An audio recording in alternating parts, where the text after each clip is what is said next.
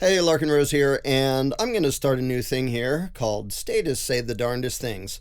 I'm going to occasionally take a comment or two from under my various YouTube videos and use it as an example to respond to. Now, I'm not looking for the most outlandish, ridiculous ones. That would be a completely different thing.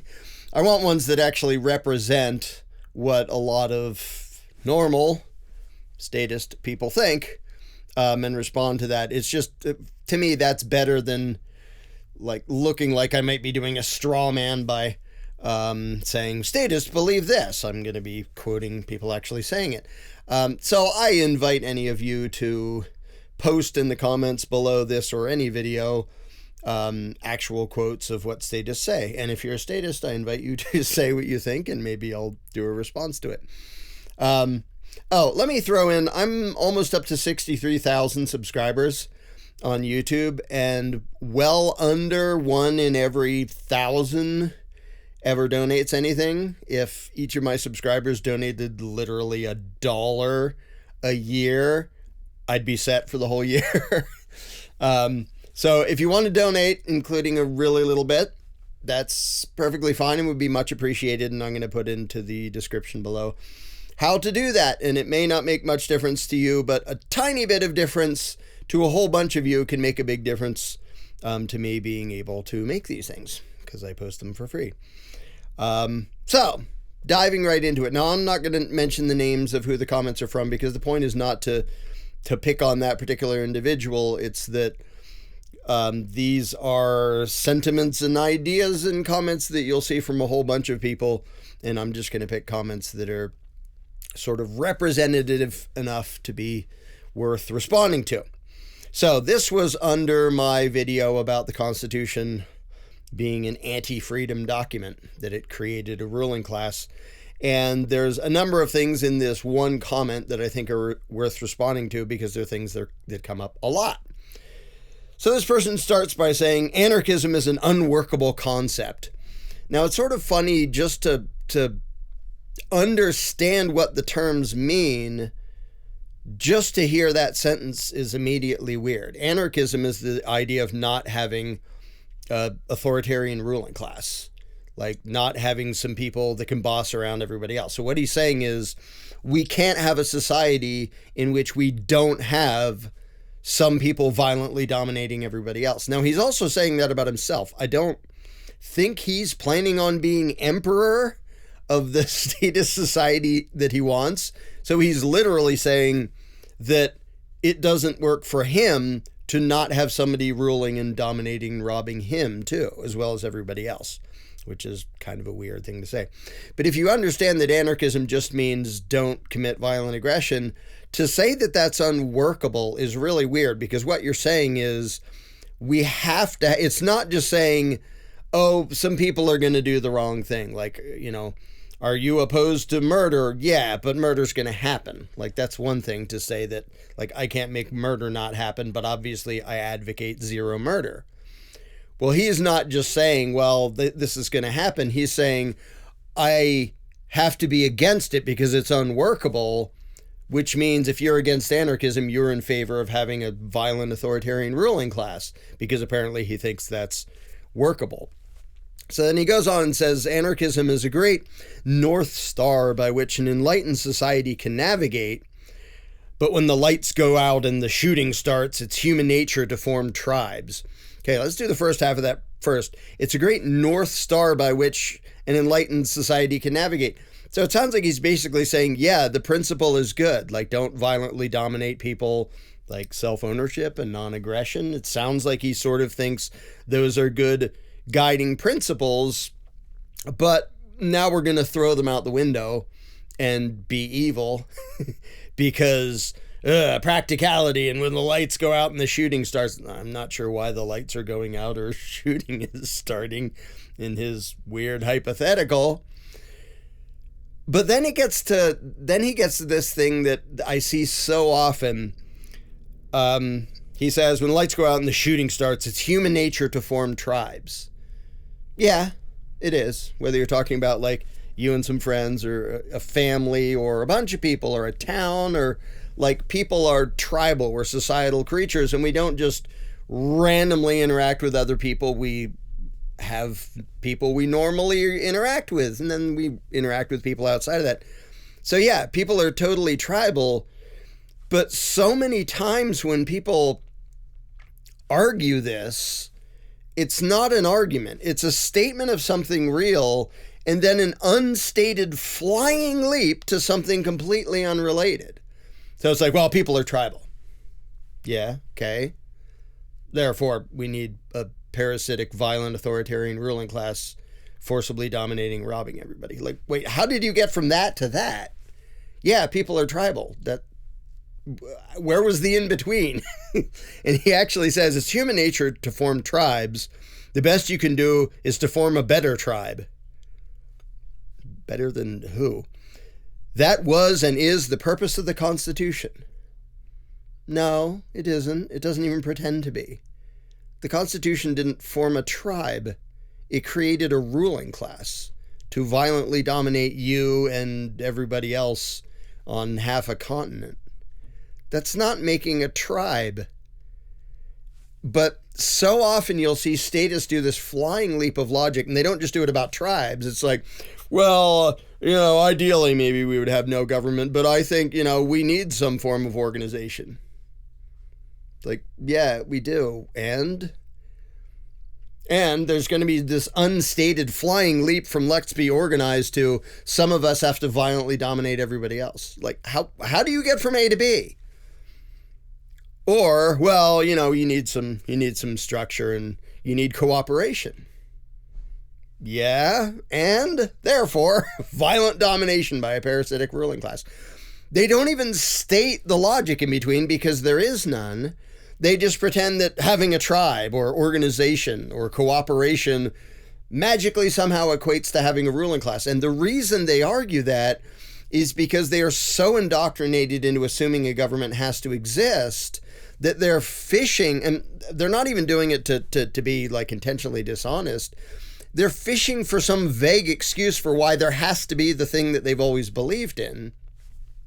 And so they come up with, well, people form tribes. Like, yeah. and I've done this thought experiment with a number of groups where it's like, okay, let's say whether there's 50 or 100 of us in a room or whatever, we're in a shipwreck or a plane crash or something on an island somewhere, and we're it. We may not even know each other. We're all there is now on this island. What are we going to do? How are we going to interact? Nobody, including all the statists, ever suggests statism. They can say, well, we can organize this way, and if this guy knows how to build huts, a bunch of people say, well, I'll help you. I don't know how to build a waterproof hut. I'll help you do it if you show me how, and we can trade stuff. Nobody says, oh gosh, well, we have to pick somebody and give him permission to violently dominate the rest of us. Nobody ever says that. But that is statism. That is government.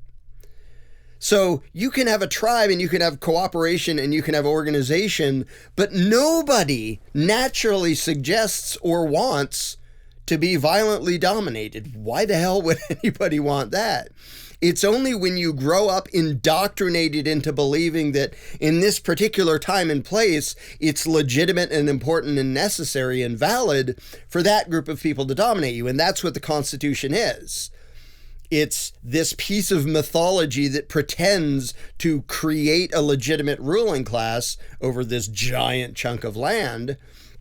And the people who believe that mythology have to fabricate excuses for it, including tribal. We're tribal. Okay. And then a flying leap to, and some of us have to violently dominate everybody else. That's not the point of the Constitution. The Constitution created a ruling class. Says there's going to be a House and a Senate, there's a president, there's executive and legislative and judicial branches. Here's the powers they're going to have. They're going to be able to take your money. They're going to be able to regulate certain things. And then the littler ruling classes of the states are going to have most of the power. And it's just a description of another level of authoritarian domination. To pretend that people being tribal automatically means that is insane. And nobody rationally thinks that out and comes to the conclusion. It's an outcome-based argument. And by that I mean they desperately want there to be an excuse for the Constitution and government to be valid when there isn't a rational excuse for that. So they just sort of throw out, well, people are or form tribes, or they follow leaders or something, or I'll make up something vague and say that's what the Constitution is, as if the Constitution made a tribe. No, it made a ruling class over a bunch of people who were already here. Like, were they any more of a tribe after a bunch of parasites said, we get to rob all of you? Oh, thank goodness. Now we can be a tribe. Otherwise, we wouldn't have been a tribe for some reason. It's ridiculous. But the thing is, this person and all the people who make similar arguments, is not that he thought this out and decided that was the conclusion. This is after the fact attempt to hang on to his belief in the Constitution. Okay. Then he says this, which is just astonishing. The fact that the U.S. is the most free and most prosperous society in the history of the planet attests to that. First of all, it's bad logic. Doesn't mean it made a tribe. Also, this ranks up there with the indoctrination of the people of North Korea. When Americans say, this is the most free society that has ever been, that's ridiculous. The U.S. isn't even the most free country right now in the world, by any measure. It's not even in the top dozen, whether you're measuring it economic freedom or social freedom. Any way you want to measure it, the U.S. is not the most free. Sorry. But way beyond that, to pretend it's the most free in history, which he says, is absolutely absurd. The people here were way more free as colonists of King George by a huge margin. And it's only with like perpetual indoctrination that anybody still pretend this is the land of the free. No, it isn't by any measure of that. It's utterly insane that Americans still call this the land of the free. It isn't. And it's one of those things that you have to hear repeated over and over again and bashed into your head until you mindlessly repeat it like a parrot. Because if you look at it and go, wait, I can't really do anything without it being monitored and regulated and legislated and taxed and intruded on by every level of government in every single way. To pretend this is a free country is ridiculous. Well, there isn't even such thing as a free country. But to pretend this is the freest any society has been is literally delusional. It's not. It's the least free this society has ever been since the revolution. Literally, it's been downhill since then. And there's been ups and downs. Like there was the end of slavery, so there were a whole bunch of people who, yeah, they were really dang not free until that evil institution fell apart. And no, that wasn't because Lincoln saved the day. But that's another topic. But when somebody says, oh, the Constitution makes us the freest country, but we're not. But you have to just hallucinate freedom where it doesn't exist. Otherwise, you have to admit this country isn't special and isn't the greatest. It's not even as good as it was. It's not even as free as it was 50 years ago and 100 years ago. It's gotten worse and worse and worse. Government has gotten more and more tentacles into everything. And there are some ways in which, like, some things are more free, but overall, to pretend this is the most free and society in the history of the planet is just ridiculous. It's delusional. It's like what the North Koreans say about, we're the greatest and most awesome. Never mind that we can't have like electric lights in most of the country. And our leader is so awesome that he doesn't poop. Just that level of delusion is worse than Americans have, but kind of in principle, it's basically the same thing when Americans go land of the free. No, it isn't. But they don't want to ask the question, are we actually free here? Because to ask the question is to doubt the mythology that they were indoctrinated into. And then they'd have to realize, wow, we're not the most free even now. And we're way less free than this place was 100 years ago, like by a massive margin. In fact, I would say that thanks to technology enabling tyrants to spy on and control people better, this country is now less free than almost any country in the world was 100 years ago. So even most of the oppressive regimes, they might kill you for, bad-mouthing government, which is pretty bad. But as far as people's day-to-day lives, the United States of America, land of the free, is less free than almost anywhere on earth was 100 years ago, mainly because the technology didn't exist for government to have its tentacles in everybody's lives. So, like in Nazi Germany, the day-to-day lives of most people in Nazi Germany were way freer than Americans are now. There were a gazillion things they could do without asking government permission, without getting a permit, without paying a tax, without filling out a form. There were a ton of things they could do on a daily basis that Americans can't without breaking the law. So, no, we're literally in many ways less free than Nazi Germany was. Yeehaw. So put that in your status pipe and smoke it. So he goes on and says, our problems today are directly proportionate to the degree to which we have abandoned the principles outlined in the Constitution in the first place. Now, if he had said the Declaration of Independence, I would almost agree. But he didn't. He said the Constitution. Now, again, this is one of those things that people who believe in the Constitution always say, well, it wasn't done right, which is exactly what communists say. Every single time a democratically elected constitutional republic was tried, it turned into a big authoritarian monster, but that's because it wasn't done right. Like, the idea was awesome. It failed horribly when applied to the real world every single time. In fact, the best attempt ever at limited government at a national level, the U.S. Constitution, resulted in the most powerful authoritarian empire the world has ever known, with the most powerful and violent standing army the world has ever known, and the biggest, most intrusive extortion racket the world has ever known, as a direct result of the powers supposedly created by the Constitution, and the government supposedly created by the Constitution. So the people who say, oh, well, we didn't do it right, you literally have to argue the solution to this is to do, again, exactly the thing that led us exactly here. And they'll say, well, we have to be on our guard. You mean exactly what all the founders said? Well, we have to be ever vigilant. You mean exactly what they said at the time? Well, we just have to be careful and make sure. You mean exactly what they said? We have to make sure we're not voting for. You mean exactly what they said?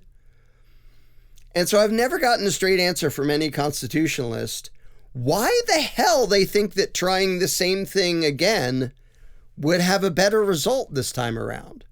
Why would it not result in exactly what we have now? Or worse, because they have technology to do worse stuff.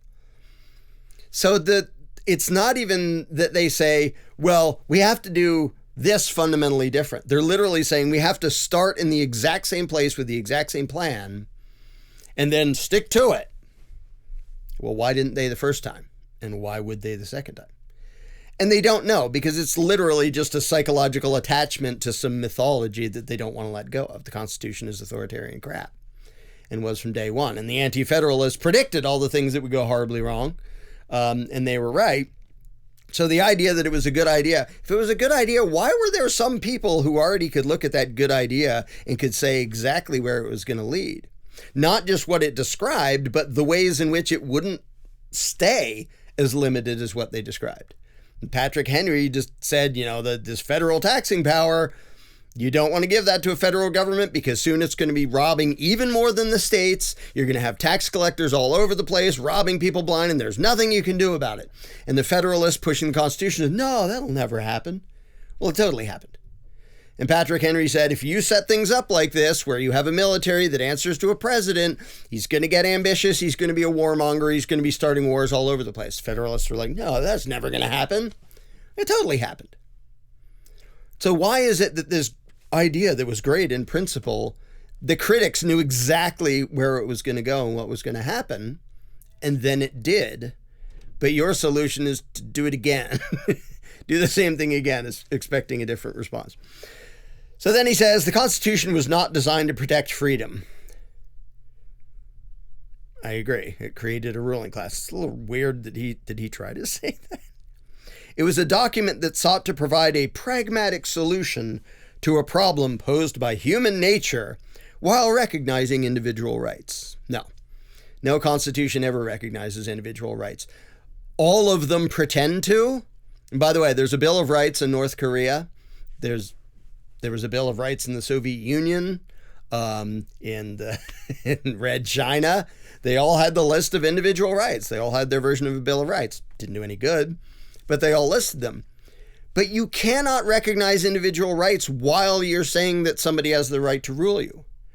You have the right to be free. By the way, I have the right to steal your stuff. But you have the right to be free. Like Article 1, Section 8, Clause 1, Congress shall have power to lay and collect taxes. You cannot pretend to give someone the right to steal from everybody else while recognizing their individual rights. But the main thing worth harping on here is that he says it's a pragmatic solution to a problem posed by human nature. Now, this is where statism gets the most ridiculous. For a couple reasons, and I've pointed this out a million times, that if you're saying, well, human nature makes this a problem, if you have a bunch of people and they're all just sort of interacting and free and there's no ruling class, some of them are going to do bad stuff. Okay, I agree. Some will be short-sighted, some will be malicious. Yeah, I agree.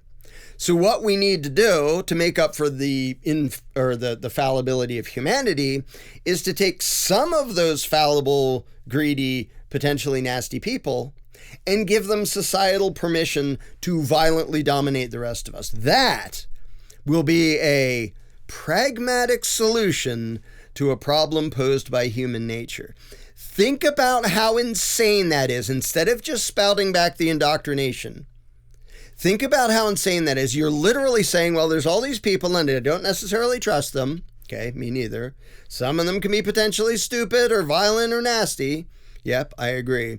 But what's going to make it better is to give some of them permission to be violent and nasty. That'll fix the problem. That's literally insane. And nobody would ever come to that conclusion if they weren't indoctrinated into it and then trying to fabricate excuses for what they were indoctrinated into taking on faith. Because it's utterly insane to say that. Like, imagine we're on the island. It's like, I'm not sure I know all of you or trust all of you. So, eeny, meeny, miny, mo, you, and you now have permission to violently rob and attack and control the rest of us. There, I feel much better. That is the argument for statism. It's that insane to pretend that things will be better if some people have permission to exert violent aggression against everybody else. Because that's all government adds to society. It doesn't add the tribe. It doesn't add organization. It doesn't add cooperation. It adds violent aggression and pretends to legitimize it when certain people do it. So literally to add government to try to make up for people being short-sighted and whatever, all you're doing is adding immoral, violent aggression, and to pretend that that's a pragmatic solution to a problem posed by human nature is literally insane. And this is a fine demonstration of how statism is not a belief that anybody came to by like considering things carefully and working. They were indoctrinated into it, and then after the fact, they fabricate these weird, lame excuses for it, which I did too when I was a statist.